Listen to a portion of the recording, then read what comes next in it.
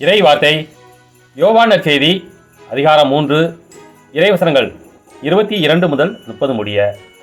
அக்காலத்தில் இயேசுவும் அவர்தம் சீடரும் யூதேயா பகுதிக்கு சென்றனர்.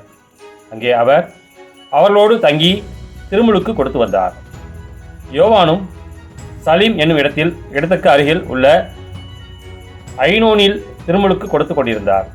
ஏனெனில் அங்கு தண்ணீர் நிறைய இருந்தது. மக்கள் அங்கு சென்று திருமுழுக்கு பெற்று வந்தார்கள். யோவான் சிறையில் அடைக்கப்படும் முன் இவ்வாறு நிகழ்ந்தது. ஒரு நாள் யோவானின் சீடர் சிலருக்கும் யூதர் ஒருவருக்கும் இடையே தூய்மைச் சடங்கு பற்றி விவாதம் எழுந்தது. அவர்கள் யோவானிடம் போய், ரபி, யோர்தான் ஆற்றின் அக்கறை பகுதியில் உம்மோடு ஒருவர் இருந்தாரே, நீரும் அவரை குறித்து சான்று பகிர்ந்தீரே, இப்போது அவரும் திருமுழுக்கு கொடுக்கிறார். எல்லாரும் அவரிடம் செல்கின்றனர் என்றார்கள்.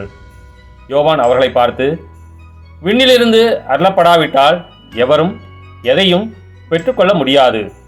நான் மெசியா அல்ல, மாறாக அவருக்கு முன்னோடியாக அனுப்பப்பட்டவன் என்று நான் கூறியதற்கு நீங்களே சாட்சிகள். மணமகள் மணமகனுக்கே உரியவர்.